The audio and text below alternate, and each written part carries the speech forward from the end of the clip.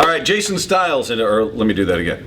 Jason Stiles in for Groz today. So you need the dramatic pause for the whole thing. Right. We had a chance to talk a lot of things today. A lot of baseball, obviously, with the Braun story happening in baseball and the trade deadline approaching. We had a chance to catch up with a former GM who's now an insider for ESPN.com, Jim Bowden, and talked to him about a lot of things and talked to him about, should the Mariners be buyers or sellers when this trade deadline comes, when it comes to guys like Raul Ibanez or Kendrys Morales or Perez or any of these guys we've kind of become attached to because the team right now, 7-game win streak, you're feeling good. What do? And he was emphatic. You trade them. You trade them because they're not part of your future. Now, I disagree on Morales. He could be. He's still young enough. Whether you can re-sign him or not is the issue. But I kind of get what he's saying about Ibanez not being part of your, he's 41. He said by the time the Mariners get to where they're competing for the postseason, these guys aren't part of your future. So if you can get something for them now, you do it. Yeah, and that's the problem I have. So in general, that's the rule, right? Mm-hmm. You're not going to make the playoffs this year, so trade and get value. But when you've got a team that's on an upward trend, you've got three options. You trade them at the deadline for value for a future.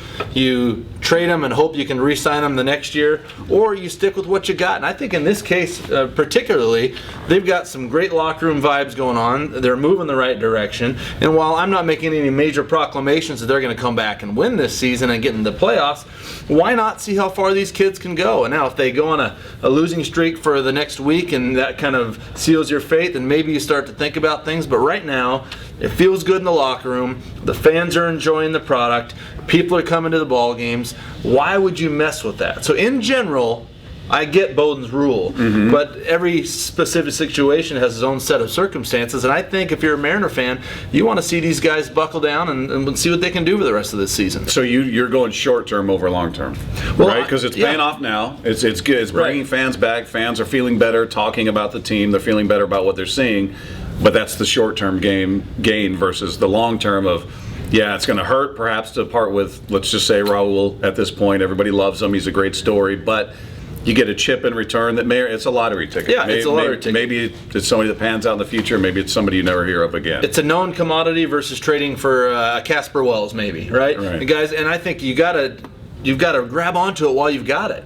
And I think the Mariners and other teams have shown that you can turn these things around quicker than a lot of the pundits will say. Now, nobody thinks the Mariners are going to make any moves in the next several years, but who's to say they can't? They've shown that if the young guys start hitting, and you combine that with the pitching staff, there's nothing that says that they can't make moves. Now, am I the eternal optimist? Absolutely. But I also, when things are going well, I like them to continue to go well. Don't mess with the mojo right now. Things are going good down at the safe. Now, what if they get the package, though? What if they go the package deal? If they go perhaps a Morales and an Ibanez, maybe you get, and he brought up the Pirates as a very convenient team that's kind of right there on the edge of a postseason berth, is having a resurgence, and those might be two players that puts them over the edge, and thus in return you don't get that lottery ticket. You get more of.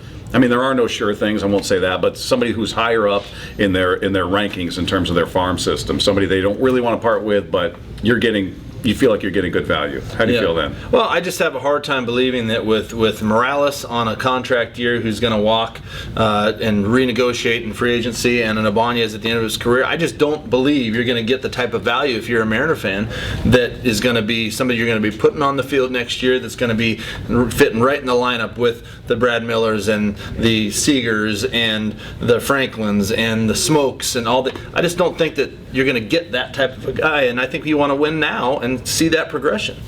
All right, so he says Bowden doesn't know what the hell he's talking about. Just ignore Pretty much. You can check it out on the podcast page, by the way.